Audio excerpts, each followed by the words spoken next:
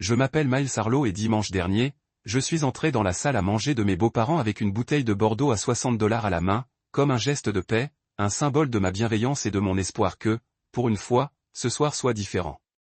Le parfum de l'agneau en croûte de romarin se mêlait à la douce douceur des pommes au four qui flottaient dans l'air. En franchissant le seuil, j'ai senti la chaleur du lustre projeter une lueur dorée sur la table en chêne où ma femme Karina, sa sœur Tessa et ses parents Royce et Méline étaient déjà engagés dans une conversation animée. Ils parlaient d'itinéraires de croisière et d'excursions portuaires comme s'ils se connaissaient depuis toujours, se passant des brochures brillantes et planifiant des surclassements de cabines avec un enthousiasme confiant. J'ai esquissé un sourire poli et j'ai déposé le Bordeaux avec un léger bruit sourd sur la surface polie de la table. J'ai pensé que ça pourrait te plaire, ai-je dit en tirant le bouchon comme s'il s'agissait d'une clé ouvrant une porte vers l'acceptation. Karina leva les yeux vers moi, les yeux brillants. Et pendant un instant, je crus y voir de la gratitude, comme si elle appréciait mon geste. Mais cette illusion se brisa aussitôt que Tessa renifla, se renversant dans son fauteuil, une expression de dérision mutilée. « Oh, tu croyais venir » dit-elle d'un ton délicieusement cruel. Ces mots me frappèrent comme des éclats de glace, et je sentis l'air me quitter brusquement. Karina échangea un regard avec sa sœur, les lèvres crispées dans ce sourire familier et expérimenté qui semblait toujours dire « on est dans le coup ». « Miles, tu ne le hais pas. C'est pour la vraie famille », ajouta Karina. Sa voix, un doux ronronnement qui traversa la pièce comme une lame. Elles rirent toutes les deux, un refrain mélodieux qui résonna sur les murs et me parvint aux oreilles, fort et clair. Je forçai un rire discret en réponse, non pas parce que cela semblait sincère, mais parce que j'étais déterminé à montrer. Je n'étais pas perturbé, je pouvais encaisser un coup et rester debout. Mes mains tremblaient légèrement lorsque je tendis la bouteille à Royce en disant « J'ai vraiment hâte à la croisière en famille ». L'ironie transparaissait dans chaque mot, inaperçue de ceux qui étaient assis autour de moi, trinquant à la lueur des lustres en cristal. J'ai ri doucement, d'un rire léger et creux, et je me suis levé pour aider à débarrasser les assiettes, soulevant le couteau à découper, empilant les plats en porcelaine, masquant mes pensées tumultueuses derrière une façade de bien-être domestique. Mais sous cette surface calme, quelque chose en moi était déjà en train de changer. Un courant lent et inexorable prenait de l'ampleur tandis que j'apportais la dernière assiette vide dans la cuisine. Je me suis souvenu de la première fois où j'avais ressenti cette exclusion, il y a 5 ans, lorsque l'alliance de Karina avait glissé à mon doigt et que j'étais entré dans un monde de jugement murmuré et de tolérance à peine voilée. Je m'étais convaincu que l'amour suffisait, que la patience et la gentillesse discrète me permettraient un jour de gagner une place à leur table. J'évoque ce souvenir maintenant, me remémorant comment. Les yeux de Tessa brillaient de condescendance chaque fois que j'évoquais mon modeste travail de consultant en informatique, où je jouais avec des ordinateurs.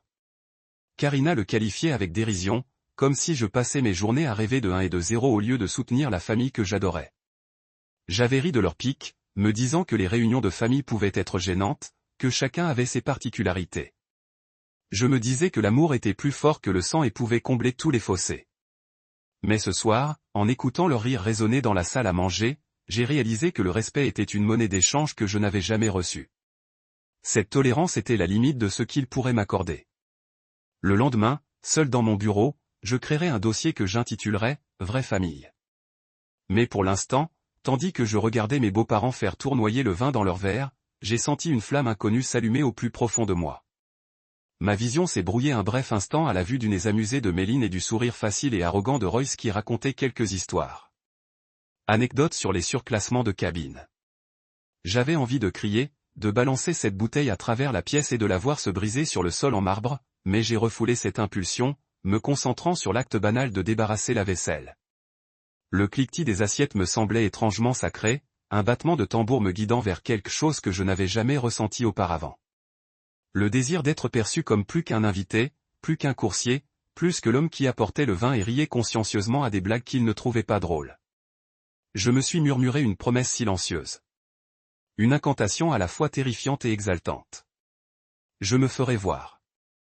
Alors que je posais la dernière fourchette sur l'égouttoir, les rires de la salle à manger ont fusé, ponctués par le bref soupir d'amusement de Tess. Je me suis arrêté sur le seuil, l'épaule appuyée contre le cadre, et je les ai regardés lever leur verre pour un toast fin.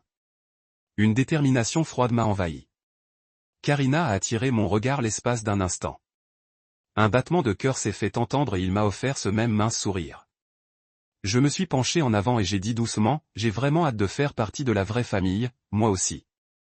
Les mots flottaient dans l'air, lourds et posés, et pour la première fois, le rire a bégayé. L'expression de Tessa oscillait entre surprise et ravissement tandis qu'elle prenait une gorgée de vin, et les sourcils de Karina se sont levés, comme si elle hésitait entre me gronder ou me féliciter. Royce s'est éclairci la gorge et Méline a posé son verre, le cristal sonnant comme une cloche dans le marami. Il n'avait jamais entendu ce ton dans ma voix auparavant, calme, précis, invincible. Et dans cette lueur d'incertitude sur leur visage, j'ai goûté quelque chose de plus doux que n'importe quel Bordeaux. La prise de conscience que ce soir n'était que le début de l'histoire que j'écrirais de mes propres mains. J'ai compris que la tolérance est un réconfort froid, un accueil hésitant qui vous laisse au seuil de l'appartenance sans jamais vous inviter pleinement à y entrer. Dès l'instant où Karina et moi nous sommes dit, oui, je suis entré dans un monde où l'approbation ne se mesurait pas en affection, mais en concessions réticentes.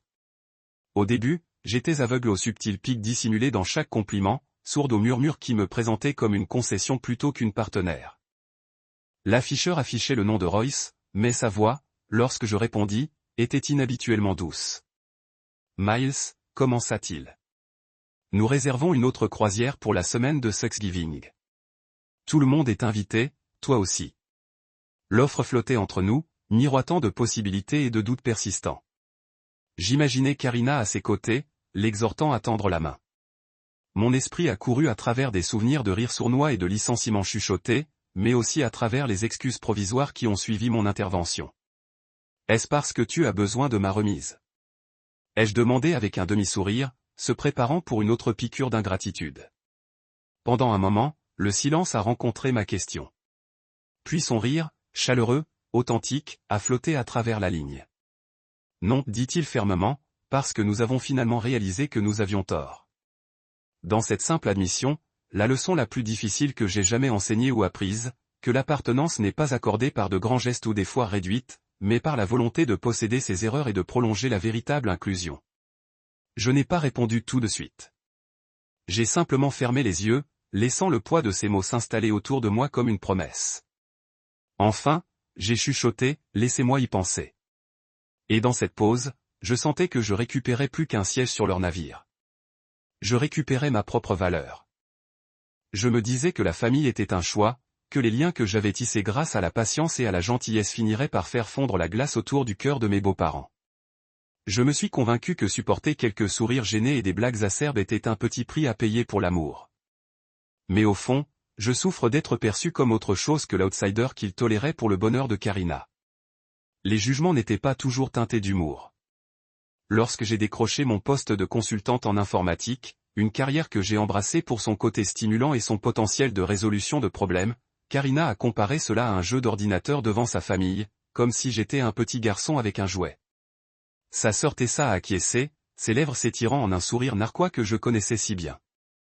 Royce et Méline ont échangé un regard, leurs expressions combinées se fondant dans un flou. Supériorité. Eh bien, dit Méline d'une voix douce et mesurée. C'est impressionnant, mais il faut que tu comprennes. Nous sommes habitués à différents types de professions dans notre famille. Je me forçais à hocher la tête en signe d'approbation, ravalant la boule dans ma gorge. Il parlait comme si j'étais un passager. Consultant informatique aujourd'hui, anecdote édifiante demain, et jamais un vrai gendre. J'essayais de balayer leurs remarques comme insignifiantes, les attribuant aux différences générationnelles et aux excentricités familiales. Dans mon esprit, j'idéalisais l'idée que l'amour était suffisant, une forteresse bâtie sur des rires partagés et une compréhension silencieuse. Je pensais que la patience me permettrait de gagner une place à leur table, et non pas seulement une chaise pliante au bord. Je croyais qu'un soutien indéfectible à chaque projet familial, à chaque gala de charité et à chaque tradition de vacances les inciterait finalement à m'accepter comme l'un des leurs. Mais la patience ne suscite pas le respect. Elle apprend seulement à endurer. J'ai commencé à ressentir l'ampleur du fossé entre leur monde et le mien. Un canyon défini par la lignée et un privilège que je ne pouvais combler que par mon imagination. Il y a eu ce moment où j'ai proposé d'organiser une fête d'anniversaire pour Karina, en coordonnant ballons, gâteaux et diaporamas de photos d'enfance que j'avais minutieusement collectionnés. Le jour J, je me suis tenu près de la porte, vêtu de ma plus belle chemise, accueillant les invités à leur arrivée. Pendant le diaporama, la mère de Karina s'est penchée vers moi et m'a murmuré, « Tu es très doué pour ça. Dommage que tu ne fasses rien de tel pour ta propre famille. » J'ai eu le souffle coupé. Je ressentais le poids de sa déception. Pas pour moi, mais pour la famille dont je recherchais si désespérément l'approbation. Je me suis arrêté, la fourchette à mi-chemin de la bouche, et je me suis retourné pour trouver l'expression de Karina indéchiffrable. Elle ne m'offrait aucun réconfort, seulement une lueur de pitié dans le regard. J'ai souri et hoché la tête, dissimulant la douleur sous un semblant de calme. Malgré tout cela, je croyais que si je prouvais mon dévouement suffisamment longtemps, il finirait par me reconnaître comme plus qu'un simple ajout toléré. J'organisais des vacances. J'envoyais des cadeaux à leurs amis à l'étranger. J'ai même passé mes vacances de printemps à faire du bénévolat au gala de charité qu'ils organisaient chaque année. Pourtant, chaque réussite était accueillie par un bref hochement de tête ou un remerciement poli, toujours suivi d'un compliment adressé à Karina ou Tessa. J'étais l'orchestrateur de leur perfection. Pourtant, le chef d'orchestre restait invisible à leur gratitude. D'innombrables petits moments ont alourdi ma frustration. La remarque désinvolte après le dîner de Thanksgiving, lorsque Méline a gloussé en voyant mon choix de place. La façon dont Royce me rappelait nonchalamment que la vue sur le jardin était réservée aux personnes ayant des liens familiaux. Les invitations à déjeuner assorties de conditions. Je n'aurais pas demandé sans l'insistance de Karina. Chaque phrase minait ma confiance en moi. Ces mots résonnaient plus fort que n'importe quel vote d'inclusion, encore et encore. Le point de rupture était progressif, une série de douces avalanches qui ont collectivement balayé mes illusions. J'ai compris que l'amour exigeait plus que des sacrifices silencieux et une tolérance sans fin. Il exigeait reconnaissance, respect partagé et inclusion authentique. Cela exigeait la liberté d'être moi-même sans excuse.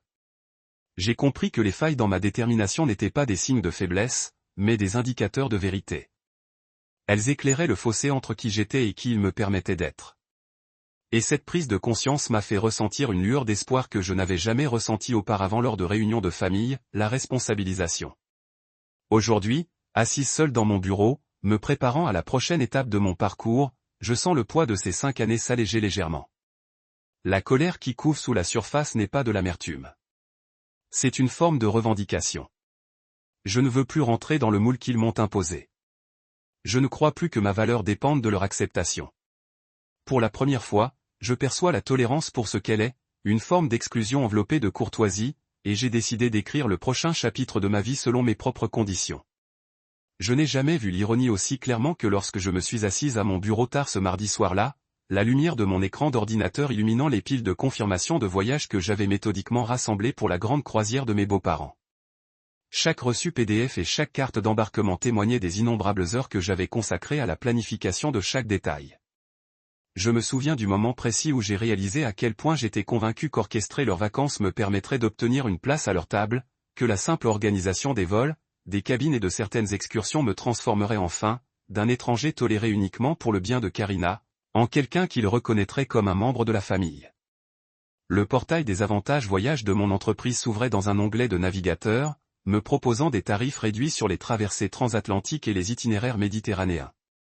Dans un autre, le relevé de carte de crédit de mon entreprise confirmait les acomptes que j'avais versés de petits montants stratégiques qui témoignaient de mon engagement sans entraîner de retrait immédiat. J'avais passé des nuits à étudier les plans des cabines, m'assurant que Royce et Méline profitaient de la vue sur l'océan tandis que Karina et Tessa bénéficiaient de suites communicantes. Avec balcon privé. J'ai fait des recherches sur les organisateurs d'excursions, lu les avis, jusqu'à ce que je me sente suffisamment en confiance pour recommander un dîner en mer au coucher du soleil à Méline et une aventure palpitante en tyrolienne à Santorin à Tessa, dont j'avais cru que seule Karina comprenait l'esprit de découverte. Chaque entrée dans ma feuille de calcul méticuleusement conçue était codée par couleur, vert pour confirmer, jaune pour en attente, rouge pour suivi urgent. La lueur de l'écran était presque sacramentelle, comme si je tissais les fils d'une offrande qui me lierait enfin à leur famille. En m'adossant à mon fauteuil, les bras tendus au-dessus de ma tête, j'ai ressenti une vague de fierté. Fierté de pouvoir utiliser le portail des fournisseurs de l'entreprise pour obtenir des surclassements avantageux sans frais supplémentaires. Fierté de mon talent pour repérer les meilleurs horaires de vol afin de minimiser les escales, et de mon souci du détail incessant qui leur épargnerait tout désagrément à l'enregistrement. J'entendais presque la voix de Royce me féliciter d'avoir orchestré toute cette affaire, les doux remerciements de Méline pour avoir brillé lors de leur fête d'anniversaire à bord de ce navire, et l'aveu de Karina que peut-être, juste peut-être, j'avais mérité ma place. J'imaginais Tessa se pencher pour murmurer sa gratitude, les commissures des lèvres s'élevant en signe de reconnaissance sincère plutôt qu'en signe de jugement discret et arqué. Mais sous ce rêve se cachait un murmure de doute persistant, une intuition qui me hantait comme un écho persistant. Et si je n'étais qu'une aide? La force invisible qui assure leur confort, jamais la bénéficiaire. J'enfouis cette incertitude sous une nouvelle série de confirmations. Réservation confirmée pour Royce et Méline. Superbe 712. Cabine avec balcon, vue sur l'océan. Vol réservé, tous les 4 sur le même itinéraire. Places assises en cabine confort. Excursion précommandée. Visite privée à Florence. Plongée en groupe à Dubravnik. Chaque file d'attente me semblait une brique de la forteresse que je construisais autour de mon désir d'appartenance. L'ironie est devenue presque insupportable lorsque j'ai vérifié l'état de la facturation et constaté que seuls les acomptes initiaux avaient été débités de ma carte professionnelle. Les soldes du salon des croisières et des excursions étaient toujours en attente d'approbation finale. À cet instant, j'ai réalisé que malgré mes milliers de dollars d'avantages sociaux et mon organisation minutieuse, les paiements eux-mêmes nécessiteraient ma confirmation. Mon nom restait le contact principal sur chaque dossier, mon adresse email pour les mises à jour d'itinéraire, mon numéro de téléphone pour les alertes d'urgence. Tant que je n'aurais pas autorisé les derniers débits, rien ne serait finalisé. Le pouvoir que j'avais exercé pour organiser leurs vacances de rêve était tout aussi bien l'outil que je pouvais utiliser pour les faire dérailler, pour exercer une influence que je n'avais jamais eue dans mon mariage ou au sein de cette cellule familiale. Je suis resté assis là, les yeux rivés sur l'écran jusque tard dans la nuit. Le bourdonnement de ma lampe de bureau me rappelait que ma diligence m'avait placé au centre de leur plan, qu'ils le sachent ou non. Je m'arrêtai et fermai les yeux, repensant au dîner quelques jours plus tôt, lorsque le commentaire sarcastique de Tessa sur la vraie famille et le soutien suffisant de Karina avaient été plus blessants que n'importe quelle froideur. Le rire de Tessa avait résonné dans la pièce comme du verre brisé et les yeux de Karina avaient pétillé de complicité. Je me souvenais du hochement de tête approbateur de Royce à la pique de Tess, du sourire discret de Méline qui avait signifié qu'elle partageait toute une blague à mes dépens. Je sentais encore le feu me monter aux joues tandis que je feignais de rire avec elle. Cette sensation d'être à mi-chemin entre l'amusement réticent et l'humiliation, ce genre de rire qui naît de l'inconfort plutôt que de la joie. Je repensais aux nuits passées à ouvrir discrètement ce même portail, à me renseigner sur les plans de crédit et la logistique portuaire, convaincu que ces efforts me vaudraient une invitation dans leur cercle plutôt qu'une nouvelle vague de mépris.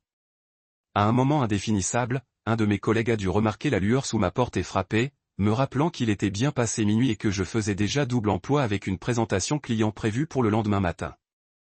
J'ai minimisé le portail de voyage et changé de vitesse, rédigeant des diapositives et analysant des données pour un rapport de performance sur la disponibilité du réseau, m'efforçant de rediriger mon énergie vers le travail. Pourtant, alors même que je jonglais entre mes tâches professionnelles et l'organisation de ma croisière, je ressentais une dissonance grandissante. Les mêmes mains qui avaient créé une présentation impeccable pouvaient tout aussi bien appuyer sur les touches pour mettre en pause ou réorienter leurs vacances, pour suspendre leurs projets jusqu'à ce qu'elles reconnaissent mon humanité. Cette reconnaissance m'a apporté un étrange frisson de pouvoir, et avec lui un plan naissant plus subtil et délibéré qu'une simple annulation. Lorsque j'ai finalement quitté mon bureau, éteignant mon poste de travail à 2h17, je portais le poids de cette double réalité, l'artisan de leur joie et le sabotage potentiel de leur exclusion. Je me suis glissé dans le lit à côté de Karina, dont la respiration douce était le seul bruit dans la pièce silencieuse, et j'ai ressenti une douleur à la poitrine à la fois lourde et libératrice. Dans l'obscurité, j'ai imaginé la conversation de groupe sur leur téléphone s'illuminer de messages frénétiques. Pourquoi le paiement ne passe-t-il pas? Miles, répond. J'ai imaginé leur confusion en découvrant que chaque email de confirmation était redirigé vers une adresse qu'ils ne connaissaient pas, que les dates avaient été décalées de plusieurs heures, que le nom sur l'assurance voyage était mal orthographié. Je me suis dit que ce n'était pas une vengeance, mais une revendication. Amir a résisté à leur cruauté, une leçon d'empathie délivrée par la même planification méticuleuse qu'ils avaient tenue pour acquise. Le lendemain matin, j'ai préparé du café et me suis assis sur le balcon donnant sur notre jardin. L'air frais emplissait mes poumons tandis que je repassais mes plans dans ma tête. Je me suis rappelé que je n'étais pas le méchant de cette histoire, mais le protagoniste qui avait enfin appris à affirmer sa valeur. Je ne gâcherais pas leur voyage d'un coup. Ce serait mesquin et évident. Au lieu de cela, je détournerais juste assez le récit, le détournerais pour qu'ils ressentent la même douleur de l'exclusion que moi. Ils goûteraient la frustration d'eux. L'incertitude, l'angoisse de devoir trouver des solutions de rechange, l'humiliation de réaliser que quelqu'un qu'ils ridiculisaient détenait les clés de leur projet. À cet instant, je ne me sentais plus impuissant. Je me sentais calculé, précis et justifié. Mon cœur battait fort à l'idée des textos et des appels qui suivraient, et je m'autorisais un petit sourire en privé. Le pouvoir de la courtoisie, celui d'être un planificateur indispensable, était mien. Et maintenant, il était temps de leur infliger une leçon qu'ils n'oublieraient pas de sitôt. J'étais assis seul dans mon bureau, la faible lueur de l'écran d'ordinateur illuminant la pièce silencieuse comme pour mettre en lumière le moment que je préparais depuis cette nuit passée à la table de mes beaux-parents. La porte se referma derrière moi, me isolant du rire lointain de Karina et des voix étouffées de ma femme et de sa famille qui parcouraient le couloir. Ma poitrine se serra d'impatience tandis que je déplaçais le curseur de la souris vers le coin de l'écran et cliquais sur « Nouveau dossier ». L'invite du système clignotait, impatiente. Je tapais le nom d'une simple pression de touche, Real Family, et fixais l'icône du dossier vide jusqu'à ce qu'elle semble vibrer de possibilités. Ce dossier unique deviendrait le réceptacle de mon recalibrage. Le référentiel de chaque réservation, confirmation et itinéraire que je concoctais pour eux. Désormais transformé en instrument de détour plutôt que de courtoisie. Le cœur battant à tout rompre, mêlé d'adrénaline et de satisfaction tranquille, j'ouvris mon répertoire de documents et commençai à copier chaque PDF de confirmation de vol, réservation d'hôtel, manifeste de croisière et billets d'excursion dans ce réceptacle de rébellion sans nom. Chaque fichier, autrefois symbole de mon dévouement, me semblait plus lourd dans le dossier, chargé d'un pouvoir nouveau. Mes doigts planaient sur le pavé tactile, prêts à opérer une subtile subversion. J'ouvris d'abord la confirmation de la compagnie aérienne pour le vol de Tessa et Méline de Miami à Barcelone. En quelques modifications rapides, j'avançai la date de départ de 24 heures exactement, glissant un jour de voyage alternatif entre les lignes de leur itinéraire. À leur arrivée, ils trouvaient des portes vides et des panneaux de départ moqueurs. Ensuite, je trouvai le manifeste de croisière indiquant les cabines de notre groupe, suite 712 et cabine 609, vue sur l'océan pour Royce et Méline, balcons attenants pour Karina et Tessa. J'ai cliqué sur « Modifier les informations des passagers », supprimant soigneusement les noms de mes beaux-parents et les remplaçant par un espace réservé à un compte prépayé. Leurs noms disparaissaient comme des fantômes, remplacés par une adresse que j'avais inventée de toutes pièces le matin même. Je me penchai en avant, l'adrénaline aiguisant mes sens, tandis que je m'émerveillais de l'ironie. Toutes ces feuilles de calcul méticuleuses et séquées au code couleur qui avaient occupé mes nuits étaient autrefois censées préparer un voyage sans faille. Nous sommes maintenant en train de devenir une leçon pour ceux qui me jugeaient indigne. Je n'ai annulé aucun voyage qui aurait risqué de révéler mes intentions trop tôt, suscitant la suspicion plutôt qu'une réelle confusion. J'ai plutôt opté pour un dénouement lent, un détour si précis que leur frustration allait grandir progressivement, alimentée par de petits contretemps plutôt que par une simple panne évidente. Un sourire s'est dessiné au coin de mes lèvres lorsque j'ai ouvert la police d'assurance voyage. La section « Bénéficiaire » m'indiquait, moi, Miles Arlo, comme point de contact. Je l'ai modifié pour y ajouter le compte, prépayé, que j'avais créé à côté du manifeste d'identité. S'ils tentaient de faire valoir leur couverture, la compagnie d'assurance recevrait une adresse email sans réponse, les forçant à se démener pour admettre leur confiance aveugle. Mon espace de travail semblait sanctifié. Chaque fichier modifié, chaque date décalée, chaque redirection de mail impersonnel symbolisait la reconquête de mon pouvoir. Je n'étais plus le beau-frère obéissant qui acceptait calmement sa place. J'étais l'auteur de leur malaise. Je me suis précipité sur la réservation d'hôtel pour Cannes, où Royce avait insisté pour un surclassement ensuite face à l'océan. Le portail de réservation s'est ouvert et j'ai cliqué sur « Modifier la réservation ». J'ai navigué dans l'interface avec une précision née d'innombrables heures passées à organiser leur voyage idéal. J'ai changé le nom de la ville pour « Une ville à quelques kilomètres seulement », mais avec une ambiance complètement différente. Ils descendaient du train en s'attendant à la promenade ensoleillée et se retrouvaient sur une autre route moins glamour, obligés d'affronter cette délicate transition à leurs frais. Un léger rire m'a échappé à l'idée de leur horreur collective lorsqu'ils ont découvert qu'ils avaient payé une suite dans le mauvais hôtel. Le temps s'est brouillé à mesure que je parcourais chaque document, décalant l'heure de prise en charge de leur voiture de location à 2 heures plus tard, m'assurant qu'ils attendraient sur un parking désert, changeant le numéro de la compagnie d'excursion en yacht pour une ligne obsolète, ajustant les dates des excursions à terre de quelques minutes pour que leur dégustation de vin prévue coïncide avec les heures de débarquement. À chaque clic, je sentais la satisfaction s'intensifier, mon esprit s'égarant dans les innombrables moments de dérision que j'avais endurés, transformant chaque souvenir en carburant pour ce désagrément soigneusement planifié. Je ne prenais pas plaisir à la cruauté, me disais-je. Je ne faisais que fabriquer un miroir qui les forçait à vivre l'exclusion comme ils m'avaient fait ressentir, possédant la clé tout en étant interdit d'entrée. Enfin, je marquai une pause et examinai mon travail. Le véritable dossier familial contenait une douzaine de feuilles de calcul, 60 PDF et une poignée de fichiers texte acheminant les notifications vers mon compte de stockage. Chaque fichier était étiqueté avec des dates et des acronymes que j'avais inventés pour tout organiser.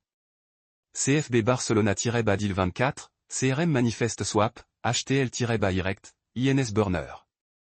Cela paraissait anodin en apparence, mais dissimulait le plan de leur confusion. Je m'adossai à mon fauteuil, les mains derrière la tête, sentant le poids du pouvoir légitime s'abattre sur moi. La lampe vacillante dans le coin projetait des ombres qui dansaient sur les murs, comme pour célébrer ce triomphe de la précision sur la condescendance. Je sauvegardai le dossier et fermai mon ordinateur portable, le léger clic du couvercle résonnant comme la note finale d'une symphonie. À cet instant, j'ai ressenti une clarté que je n'avais jamais connue auparavant. La compréhension que le respect se gagne par la reconnaissance mutuelle, et non par une générosité unilatérale. J'ai laissé le dossier ouvert sur le bureau, une bombe à retardement silencieuse attendant d'être activée dès qu'ils se sont connectés à leur portail d'entreprise. Puis, avec un calme délibéré, je me suis levé de ma chaise, j'ai étiré les épaules et je suis sorti du bureau comme si de rien n'était. Comme si je croyais encore qu'apporter une bouteille de vin pourrait combler le fossé qu'ils creusaient autour de moi. Les jours suivants, j'ai observé de loin leur groupe de discussion exploser de messages frénétiques. J'ai ignoré la plupart des messages, laissant les notifications s'accumuler jusqu'à ce que leur désespoir ressemble à un cœur venu d'un autre monde. Lorsque Royce a finalement exigé des explications, j'ai répondu d'une voix neutre. Je pensais que la vraie famille signifiait ne pas m'inclure. La vérité a fait l'effet d'un marteau. Ils avaient ridiculisé ma présence, et en retour, j'avais détourné leur plan. Et une fois la poussière retombée, j'ai compris que le dossier intitulé « Vraie famille » était plus qu'un simple conteneur numérique. C'était l'incarnation de mon éveil. Le moment où j'ai choisi le respect de moi-même plutôt que l'acquiescement silencieux, celui où j'ai repris possession de mon récit auprès de ceux qui croyaient pouvoir m'exclure sans conséquence. J'étais assis seul dans mon bureau, la faible lueur de l'écran d'ordinateur illuminant la pièce silencieuse comme pour mettre en lumière le moment que je préparais depuis cette nuit passée à la table de mes beaux-parents. La porte s'est refermée derrière moi, me isolant du rire lointain de Karina et des voix étouffées de ma femme et de sa famille qui parcouraient le couloir. Ma poitrine s'est serrée d'impatience tandis que je déplaçais le curseur de la souris vers le coin de l'écran et cliquais sur « Nouveau dossier », l'invite du système clignotant avec impatience. J'ai tapé le nom d'un geste délibéré, « Vraie famille », et j'ai fixé l'icône du dossier vide jusqu'à ce qu'elle semble vibrer de possibilités. Ce dossier unique allait devenir le réceptacle de mon recalibrage. Le référentiel de chaque réservation, confirmation et itinéraire que je concoctais pour eux. Désormais transformé en instrument de détour plutôt que de courtoisie. Le cœur battant, mêlé d'adrénaline et de satisfaction tranquille, j'ouvris mon répertoire de documents et commençai à copier chaque PDF de confirmation de vol, réservation d'hôtel, manifeste de croisière et billets d'excursion dans ce vaisseau rebelle sans nom. Chaque fichier, autrefois symbole de mon dévouement, semblait plus lourd dans le dossier, chargé d'une puissance nouvelle. Mes doigts planaient sur le pavé tactile, prêts à opérer une subtile subversion. J'ouvris d'abord la confirmation de la compagnie aérienne pour le vol de Tessa et Méline de Miami à Barcelone. En quelques modifications rapides, j'avançai la date de départ d'exactement 24 heures, glissant un jour de voyage alternatif entre les lignes de leur itinéraire. À leur arrivée, ils trouveraient des portes d'embarquement vides et des panneaux de départ moqueurs. Ensuite, je trouvai le manifeste de croisière indiquant les cabines de notre groupe. Suite 712 et cabine 609. Vue sur l'océan pour Royce et Méline. Balcons attenants pour Karina et Tessa. Je cliquai sur « Modifier les informations des passagers », supprimant soigneusement les noms de mes beaux-parents et les remplaçant par un espace réservé à un compte temporaire. Leurs noms disparaîtraient comme des fantômes, remplacés par une adresse inventée de toutes pièces le matin même. Je me penchai en avant, l'adrénaline aiguisant mes sens, tandis que je m'émerveillais de l'ironie. Tous ces tableurs méticuleux et séqués au code couleur qui avaient occupé mes nuits, autrefois destinés à préparer un voyage sans faille, se transformaient désormais en leçons pour ceux qui me jugeaient indigne. Je n'annulai aucun voyage qui aurait risqué de révéler mes intentions trop tôt, suscitant la suspicion plutôt qu'une véritable confusion. Au lieu de cela, j'optai pour le dénouement lent, un détour si précis que leur frustration grandirait progressivement, alimentée par de petits contretemps plutôt que par une simple panne évidente. Un sourire étiré au coin de mes lèvres lorsque j'ouvris la police d'assurance voyage. La section « Bénéficiaires » m'indiquait, moi, Miles Harlow, comme point de contact. Je la modifiais pour y ajouter le compte jetable vide que j'avais créé à côté du manifeste d'espace réservé. S'ils tentaient de se faire rembourser, la compagnie d'assurance les appelait à une adresse email qui ne répondait pas, les forçant à se démener pour admettre leur confiance aveugle. Mon espace de travail semblait sanctifié. Chaque fichier modifié, chaque date décalée, chaque redirection de mail impersonnel symbolisait la reconquête de mon pouvoir. Je n'étais plus le beau-frère obéissant qui acceptait calmement sa place. J'étais la cause de leur malaise. Je me suis précipité sur la réservation d'hôtel pour K, où Royce avait insisté pour un surclassement ensuite face à l'océan.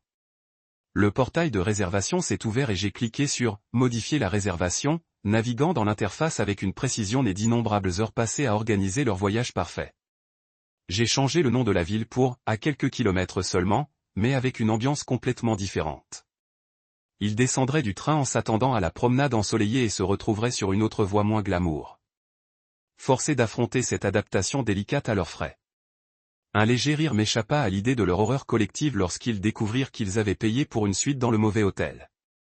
Le temps s'estompait à mesure que je parcourais chaque document, décaler l'heure de prise en charge de leur voiture de location à 2 heures, m'assurer qu'ils stationneraient sur un parking désert, changer le numéro de téléphone de l'agence d'excursion en yacht pour une ligne obsolète, ajuster les dates des excursions à terre de quelques minutes afin que leur dégustation de vin prévue coïncide avec les heures de débarquement.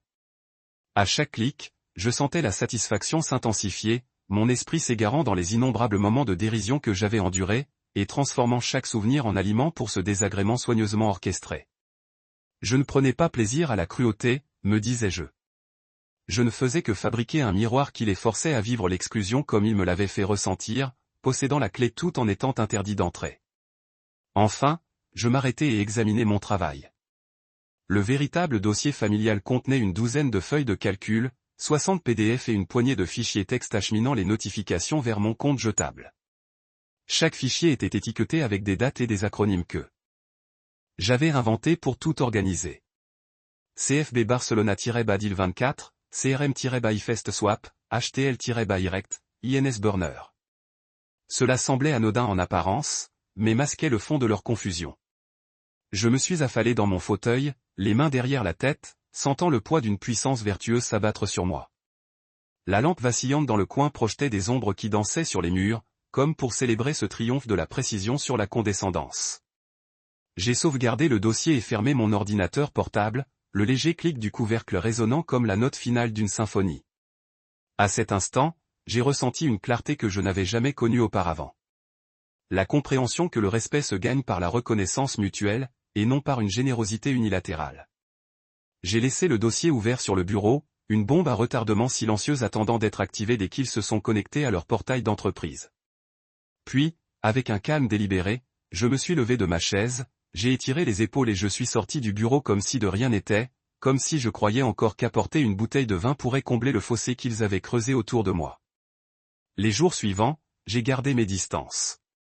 J'évitais les discussions de groupe, les notifications muettes et les faux-semblants occupés au travail, mais mon esprit revenait sans cesse à ce dossier, revisitant chaque sabotage numérique avec une sombre satisfaction. Je les imaginais aux bornes de l'aéroport, scannant leurs cartes d'embarquement pour ne trouver que des écrans vides. J'imaginais leur confusion à leur arrivée à l'hôtel et au moment où ils s'y attendaient. Je savourais l'idée qu'ils appellent le service client et découvrent que leur question d'assurance se trouvait dans une boîte de réception active. Leur panique montait petit à petit, chaque petite frustration s'accumulant jusqu'à ce que ce voyage, censé être parfait, se termine par une amère déception et peut-être une nouvelle humilité. Je me rappelais que je n'avais pas ruiné leur plan. Je les avais simplement interrompus, réorientés, retardés. Je leur donnais une leçon d'empathie, pas de cruauté. Je leur donnais un avant-goût de l'exclusion qu'ils avaient si généreusement infligée. Je repensais au rire de Karina, à la façon dont elle s'était rassise et s'était hérissée d'amusement quand Tessa avait déclaré « c'est pour la vraie famille ». Je me souvenais de la gêne que j'avais ressentie en réalisant que je n'avais été qu'un simple membre de leur club privé. Ce soir-là, ils partageraient cette gêne, ce sentiment creux d'être les idiots de l'histoire. Tard un soir, j'entendis les pas de Karina s'approcher de la porte de mon bureau. J'enregistrai le dossier d'une dernière pression sur une touche et me déconnectai, mais l'icône resta sur mon bureau, attendant. Karina frappa doucement, puis ouvrit la porte. Son expression était neutre, indéchiffrable. « Tout va bien ?» demanda-t-elle d'une voix basse. Je la regardai par-dessus le bureau. J'ai envisagé de mentir, mais j'ai préféré lui adresser un petit sourire calme. « Je finis juste un travail, ai-je dit. » Elle a hoché la tête, est entrée et a glissé une main sur la poignée de la porte. Puis elle a hésité, comme si elle sentait la tension dans l'air. Finalement, elle a lâché la poignée sans refermer la porte derrière elle. « D'accord, a-t-elle dit. Ne veille pas trop tard. » Elle s'est éloignée et j'ai expiré, me laissant aller au fond de ma chaise comme si j'avais libéré l'eau d'un barrage. La puissance de ce que j'avais créé s'est installée dans mes veines comme un tonique. J'ai tourné mon regard vers l'icône du bureau, Real Family. Son nom était désormais teinté d'une ironie impossible à ignorer. Je savais qu'une fois qu'ils auraient découvert mon œuvre, la dynamique entre nous changerait irrévocablement. Pourtant, je savais aussi que je ne pourrais jamais oublier à quel point ils m'avaient peu estimé, avec quelle facilité ils m'avaient relégué aux marges de leur vie. Pour la première fois en 5 ans, je me sentais centré sur ma propre valeur plutôt que défini par leur acceptation. Et comme j'ai finalement éteint l'écran et laissé la pièce sombrer. Je sentais le dossier, vraie famille, hanter mon esprit, un monument au tournant où j'avais cessé d'être toléré et commencé à agir selon mes propres conditions. Ils devaient prendre l'avion un samedi matin, leur groupe de discussion s'embrasant à 5 heures du matin, avec des bribes d'excitation et des rappels concernant les heures d'enregistrement. Je me suis réveillé au léger bourdonnement de mon téléphone qui s'allumait sur la table de nuit. Chaque notification était une lueur de faux espoir que je cherchais à éteindre. Le plan était simple, départ de Miami à 9h45. Arrivée à Barcelone pour un déjeuner tranquille, puis transfert direct au terminal de croisière pour l'embarquement. Mais tandis que je sirotais mon café dans le calme d'avant l'aube, je savais que les incendies que j'avais allumés en silence allaient consumer leur matinée. Lorsque le premier SMS est arrivé, j'étais en route pour le travail, le lever du soleil dessinant une traînée de lumière sur l'horizon. Le message de Tessa a clignoté à l'écran. WTF ? Nos billets ne s'affichent pas, suivi d'une grêle d'émojis, exprimant frustration et perplexité. Méline intervint aussitôt. La compagnie aérienne dit que nous avons réservé pour demain. Karina, toujours conciliante, tenta d'adoucir le choc. Essaie de rafraîchir l'application, suggéra-t-elle. Royce, dont le tempérament était aussi réputé que ses histoires de pêche. Laisse tomber les politesses. Miles, explique-moi ça maintenant. Ils publièrent des captures d'écran de dossiers de réservation vides, des boîtes noires là où les numéros de confirmation auraient dû briller. J'imaginais leur incrédulité se transformer en panique. À 9h30, leur confusion s'était métastasée et transformée en chaos. Ils se tenaient dans le terminal, fixant les portes d'embarquement marquées comme fermées, comme si l'univers avait conspiré contre eux. Des photos du regard renfrogné de Tess et des lèvres tremblantes de Méline défilaient dans le chat, leur panique palpable à travers les images pixelisées. Ma poitrine se serra, un puissant mélange de culpabilité et de justification, et je passai outre leur demande d'explication, mon cœur battant faisant écho à la finalité de leur situation. Invisible à leurs yeux, je sirotais mon café tiède et faisais comme si ma matinée était aussi routinière que n'importe quelle autre. J'imaginais la fureur de Royce lorsqu'il claqua la borne du terminal, le bruit métallique résonnant dans les couloirs caverneux, attirant les regards irrités des autres passagers. Les mains de Karina devaient palpiter sur son téléphone, ses pouces flottant au vent tandis qu'elle composait mon numéro, sa voix oscillant entre désespoir et colère. Je laissai son appel tomber sur la messagerie. Dans ma tête, je repassais sa supplique tremblante. « Miles, tu dois arranger ça. Je n'arrive pas à croire que ça arrive. » Le son de sa voix, tremblant de trahison, me serrait la poitrine, et je laissais le message tourner en boucle dans ma tête comme un disque rayé, car elle avait laissé son rire résonner à mes dépens. Pendant qu'il tâtonnait avec le service client de la compagnie aérienne, je me plongeais dans ma journée, consultant mes emails, participant à des conférences téléphoniques, esquissant des schémas de topologie réseau pour une refonte informatique à venir. Le contraste entre leur monde en ruine et mon professionnalisme posé me rappelait cruellement les rôles que nous jouions l'un dans l'autre. Ils s'attendaient à ce que je les tire d'affaire d'un simple SMS et d'une rapide reprogrammation, mais je suis resté silencieux, laissant les conséquences de leur envoi se cristalliser en une leçon qu'ils n'oublieraient pas de sitôt. À 10h14, le chat de groupe a repris. Ma carte de débit ne fonctionne pas pour les billets de remplacement. Témoignage. Le système indique que les paiements échouent. Suivi de Méline. J'ai essayé avec la carte de papa, elle aussi bloquée. Message de Royce. Dites-moi que c'est une erreur. Ils ont affiché des codes d'erreur en succession rapide. Paiement refusé, réservation trouvée. Leur confusion collective s'est déchaînée en acronymes et en champs de confirmation noircis. Je les ai imaginés blottis dans un coin du terminal, le visage illuminé par les écrans de téléphone, leur rêve de terrasse ensoleillé leur glissant entre les doigts comme du sable. Au milieu de leur tourmente, le souvenir du rire rauque de Tess à table m'a transpercé comme une lame. J'avais essayé. Il était si difficile d'être le planificateur fiable, l'architecte invisible qui le remerciait avec une politesse creuse. Maintenant, alors qu'ils réinventaient leur itinéraire à la hâte, traquant les foires nocturnes, explorant d'autres compagnies aériennes, appelant des agences de voyage, la main fantôme dont ils s'étaient moqués guidait chacun de leurs pas. Chaque solution qu'ils cherchaient se heurtait à un nouvel obstacle. Vols alternatifs réservés à des dates incorrectes, réservation de sièges expirant avant confirmation, demande d'indemnisation vers un compte non surveillé. Les détours que j'avais orchestrés étaient invisibles, silencieux, mais d'une efficacité redoutable. À 11h02, Karina a finalement réussi à joindre ma ligne directe. Sa voix était creuse, épuisée, comme si quelqu'un avait siphonné la chaleur de ses paroles. « S'il vous plaît » a-t-elle supplié. « Dites-moi juste ce qui s'est passé. » J'ai marqué une pause, laissant le poids de sa supplique planer entre nous. Puis j'ai répondu avec un calme délibéré. Je pensais que c'était pour une vraie famille. Selon les instructions de votre femme et de votre fille. Un silence stupéfait a traversé la ligne. Lorsqu'elle a finalement parlé, sa voix était cassante. Vous faites ça sur objectif. Je n'ai pas nié. Au lieu de cela, j'ai écouté son souffle s'interrompre. Chaque expiration témoignait de la trahison qu'elle ressentait. Les appels téléphoniques avec les agents des compagnies aériennes ont donné lieu à des excuses toutes faites et à des promesses toutes faites, mais pas de solution miracle. Ils ont été renvoyés d'un menu vocal à l'autre et mis en attente, tandis que leurs papiers languissaient dans les limbes. Je les observais de loin se débattre avec chaque pépin que j'avais intégré à leur plan, conscient qu'il ne s'agissait pas de vengeance, mais de revendication. Ils m'avaient exclu de leur vision de la famille. Maintenant, je réécrivais le récit en affirmant mon pouvoir de la seule façon que je connaissais. Je n'ai consulté le chat qu'en fin d'après-midi, lorsque mes notifications ont enfin retenti. Les messages étaient un mélange de colère, de honte et d'introspection gênante. Nous sommes vraiment désolés, a écrit Karina par SMS. Je ne me suis jamais rencontré.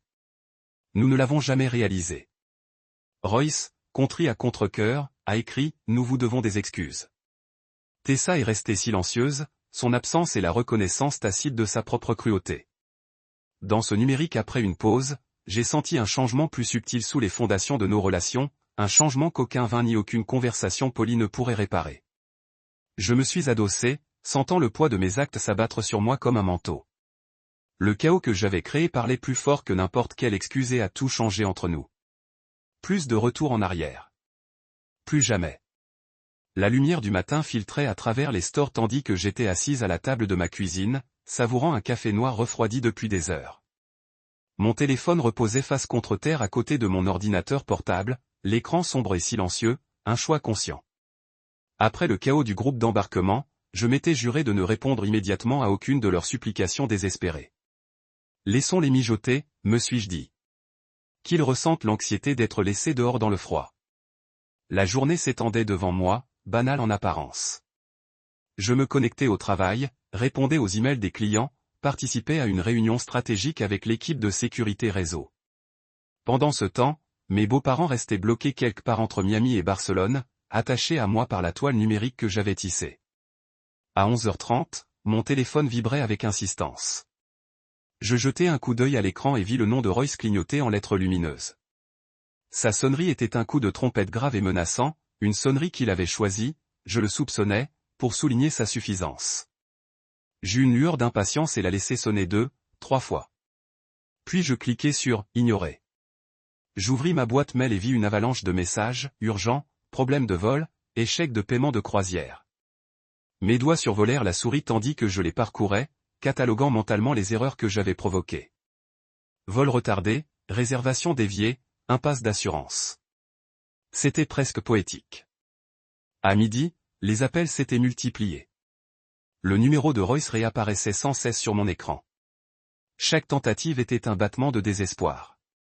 Je regardais notre conférence téléphonique de l'après-midi s'écouler, puis je coupais ma ligne et les notifications de mon ordinateur portable.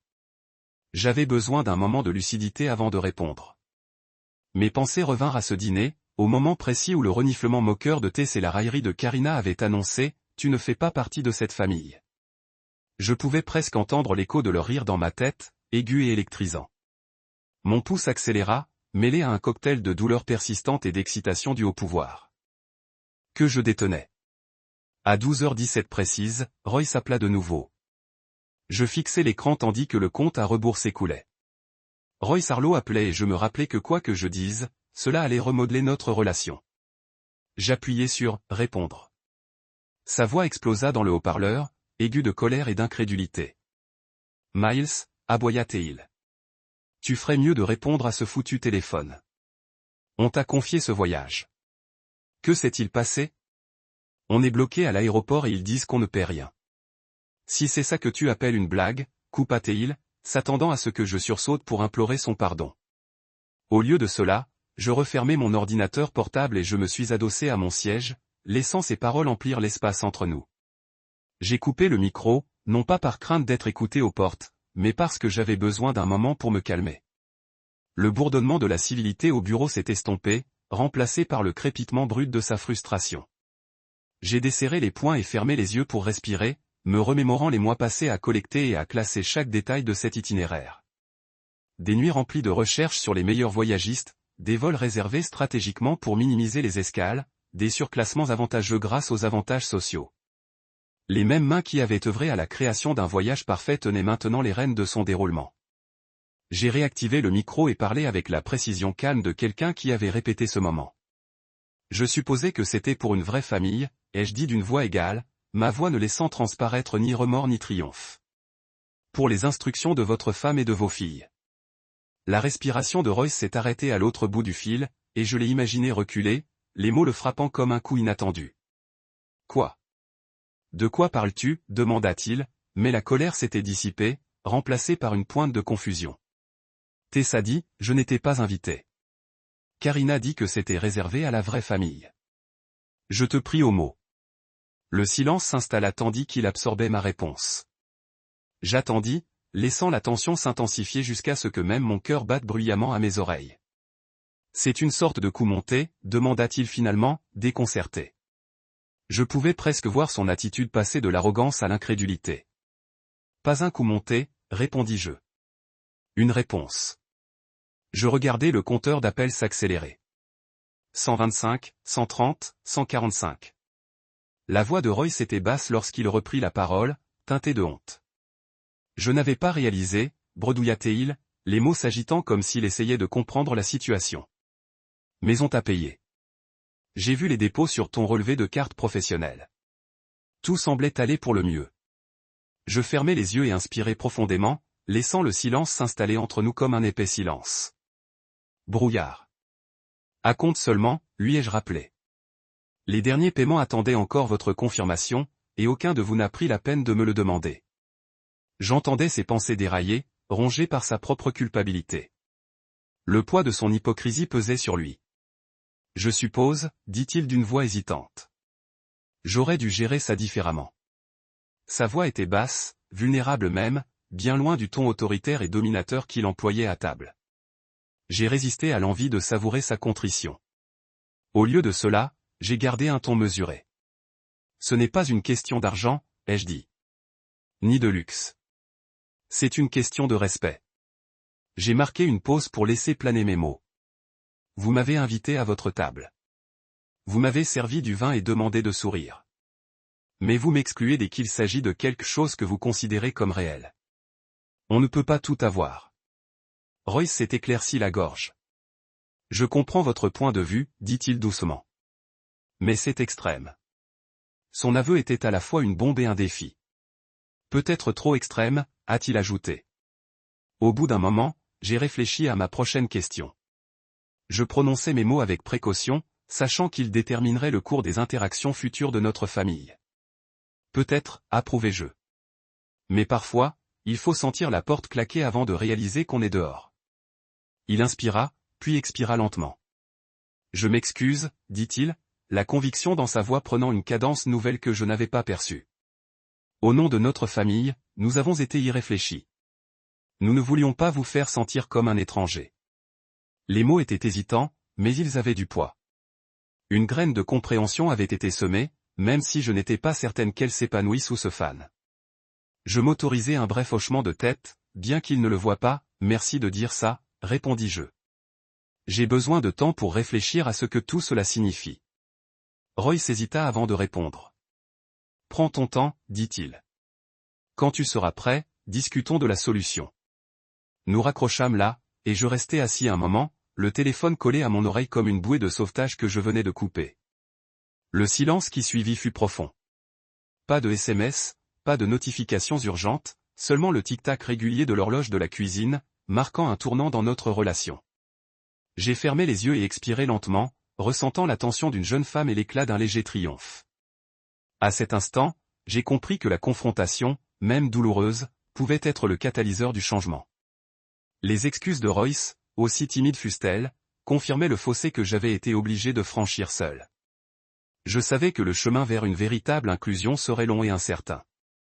Il nous faudrait rétablir la confiance pour forger un lien qui honore le respect mutuel plutôt que la tolérance conditionnelle. Mais pour la première fois en 5 ans, je me sentais entendu. Royce m'avait appelé non pas comme un planificateur ou un tampon, mais comme un homme lésé par la négligence de sa propre famille. J'ai appuyé sur « Appeler » et j'ai posé le téléphone sur la table. Le café était maintenant complètement froid. La vapeur s'était dissipée depuis longtemps, mais je m'accrochais à la chaleur du possible qui me traversait comme un courant. Dehors, le monde continuait son cours. Les voitures bourdonnaient dans la circulation. Les voisins discutaient par-dessus les clôtures. Une mouette s'envolait au-dessus de la baie lointaine. Mais dans cette cuisine silencieuse, j'ai senti les prémices de quelque chose de nouveau. Une chance pour eux de prouver que la vraie famille pouvait aller au-delà des rires faciles et des brochures de croisière soigneusement sélectionnées. Que l'inclusion et le respect pouvaient se mériter et se réciproquer.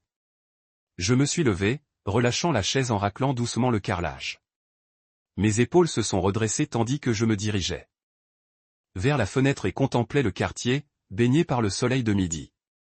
Un nouveau chapitre s'ouvrait, défini non par la tolérance ou la moquerie, mais par une véritable prise de conscience de ce que pouvait signifier la famille lorsque chacun avait sa place à table, et que j'étais prêt à revendiquer la mienne. Après le message vocal furieux de Royce et ma réponse mesurée, un étrange silence s'est installé dans le groupe de discussion familiale pendant 5 heures. Les seules notifications que je recevais étaient des emails professionnels et le signal occasionnel d'une alerte logicielle. Pas de SMS frénétiques, pas d'appels suppliants, rien que le rythme régulier de ma propre respiration. Assis dans mon salon, mon café refroidi à côté de moi, j'ai résisté à l'envie de revenir sur leur situation difficile. Au lieu de cela, je me suis concentré sur tâches banales. Plier le linge, arroser le basilic en pot sur le rebord de la fenêtre, parcourir un article sur la sécurité des réseaux.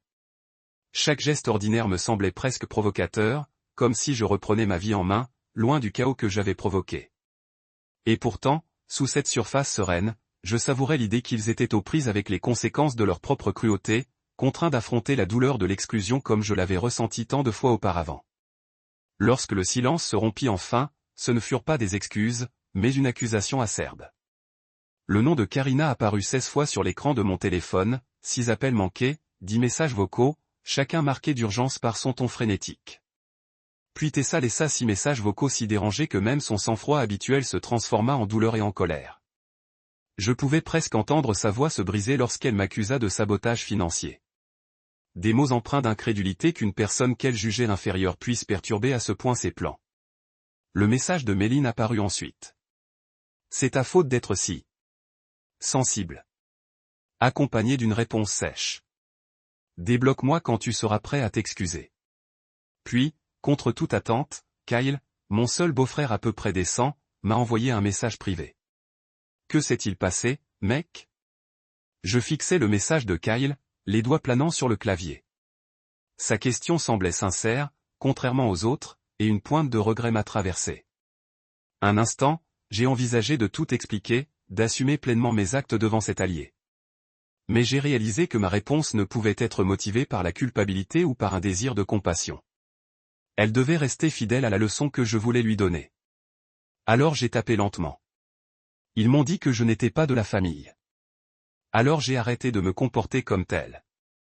Les mots étaient froids et tranchants, coupant court à l'espoir ultime que quiconque puisse comprendre mes motivations sans ressentir sa propre honte. K a lu le message et n'a jamais répondu, me laissant seul avec l'écho du silence dans le chat. Ce soir-là, en passant devant mon téléphone posé sur le comptoir de la cuisine, j'ai résisté à l'envie de vérifier mes nouveaux messages.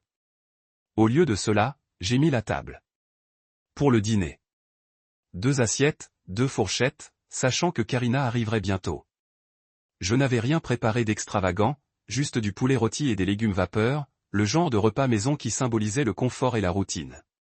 En disposant les plats, je repensais aux repas que j'avais cuisinés pour la famille de Karina, essayant de les conquérir par leurs saveurs et leurs arômes.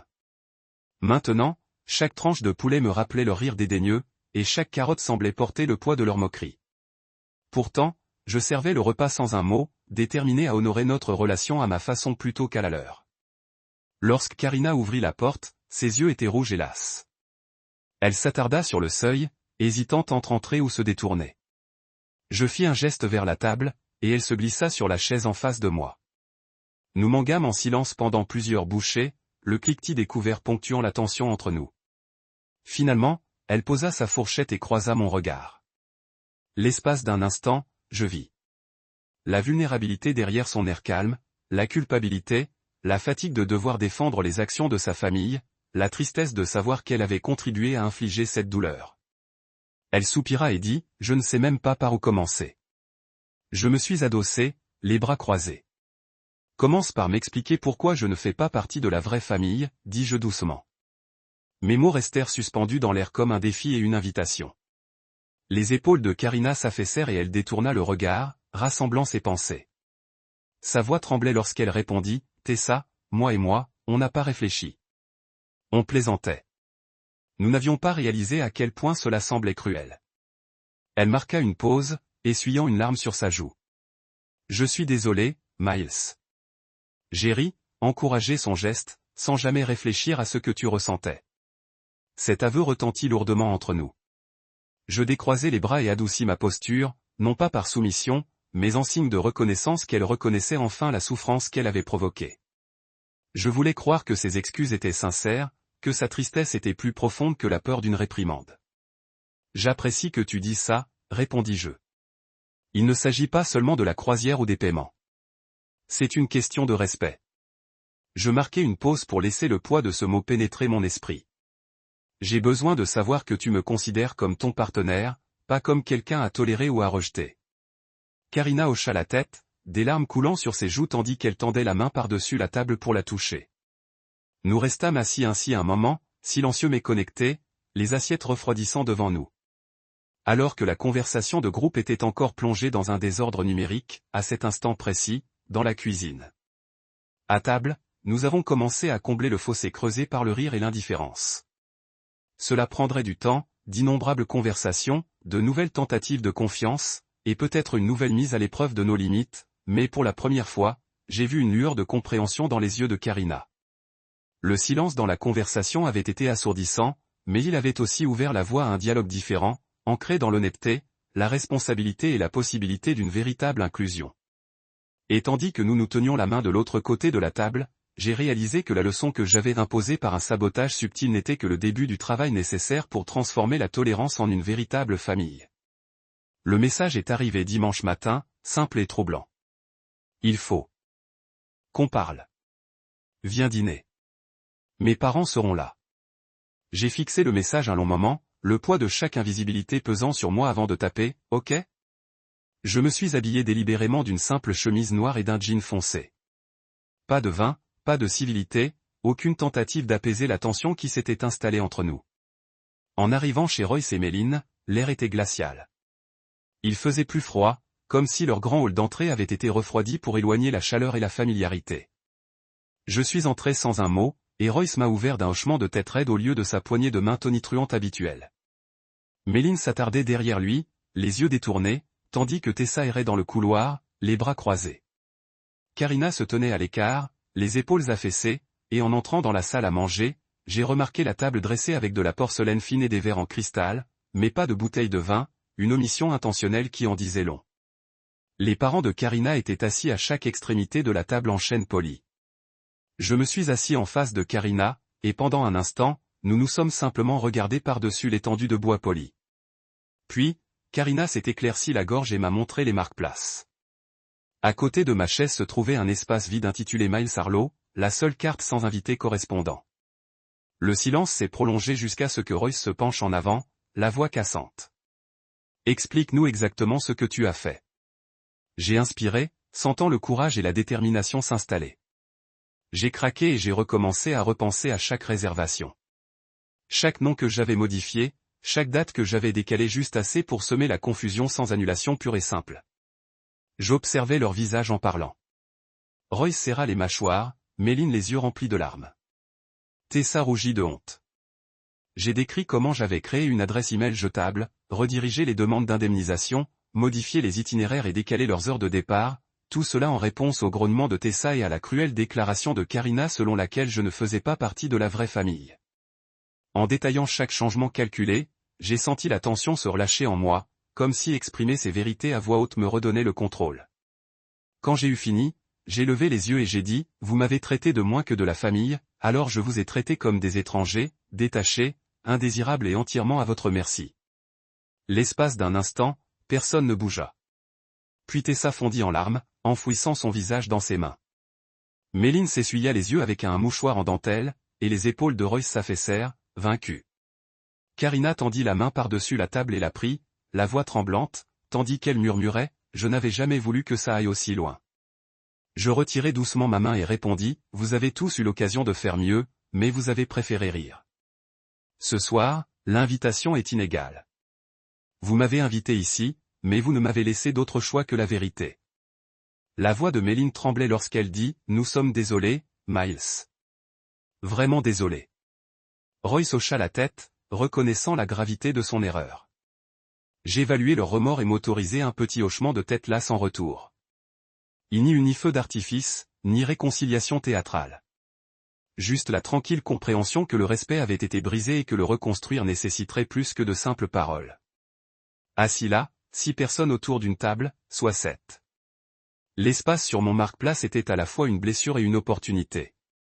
Un rappel de la porte qu'ils avaient presque refermée derrière moi et une promesse que, s'ils le voulaient bien, ils pourraient m'accueillir avec une vraie chaise. Le silence plana sur la salle à manger comme un lourd rideau une fois les excuses murmurées et les larmes séchées. Je me redressai, raide, traçant le motif de la nappe en dentelle sous mes doigts, sentant le poids de chaque mot non dit entre nous. Tessa fixait son assiette, les joues encore humides, tandis que les parents de Karina échangeaient des regards fervents, comme pour mesurer la distance entre la contrition et la confiance. Royce, le premier à rompre le silence, s'éclaircit. Je lui ai tiré la gorge et j'ai proposé une explication provisoire. Nous avons paniqué et nous sommes déchaînés. Nous aurions dû venir vous voir en premier. Sa voix tremblait, trahissant des regrets que je lui avais rarement vus. J'ai pris une longue inspiration et me suis levé, la chaise raclant doucement le parquet. Mon regard a balayé la table, passant par les yeux pleins de remords de Tess, les lèvres tremblantes de Méline, l'expression pleine d'espoir de Karina, et s'est posé sur l'espace vide en tête de lit où j'avais autrefois imaginé une graine d'acceptation sincère. J'ai attrapé le marque-place vide, je l'ai glissé vers moi et j'ai dit, je suis là maintenant. Si vous êtes sincère dans vos excuses, méritez-les. Sortez une vraie chaise. Royce s'avança le premier, reculant son siège, puis rapprochant la chaise vide du centre de la table. Méline se leva et ajusta le couvert, les couverts alignés, les verres scintillants, puis remit la chaise fermement en place. Tessa s'avança la dernière, posant une main sur le dossier. Sa voix, faible mais ferme, parvint à la mienne. Je suis désolé, Miles. Je te veux ici avec nous. Je m'assis sur la chaise nouvellement installée et acquiesçai d'un signe de tête. La température de la pièce changea imperceptiblement, comme si les murs eux-mêmes se détendaient sous ce geste d'inclusion sincère. Karina inspira et tendit la main pour me serrer la main. À cet instant, la chaise que j'occupais était plus qu'un siège. Elle signifiait un choix. Il faut étendre l'appartenance et l'accepter prudemment mais volontiers. Les semaines passèrent dans un flou de salutations polies et de tensions non exprimées, jusqu'à ce que Kyle, mon seul allié dans ce clan fracturé, me tende enfin la main. Il proposa que nous nous retrouvions pour boire une bière dans notre pub habituel, un terrain neutre loin des salles à manger raffinées ou des glaciales. Les escaliers. Tandis que nous trinquions sur une table en bois éraflée, il secoua la tête avec une admiration froide, mais honnêtement, ils en avaient besoin. Son aveu résonna dans mes oreilles bien après que la mousse se soit déposée sur son verre. Les jours suivants, Karina retourna chez ses parents pour ce qu'elle appelait un espace pour régler les choses, et je demandai la séparation avec une résolution sereine qui me surprit moi-même. Il n'y eut pas de confrontation dramatique, juste la finalité de la distance et la clarté des limites gravées dans le marbre. Puis, 60 jours après leur départ contrarié, mon téléphone sonna.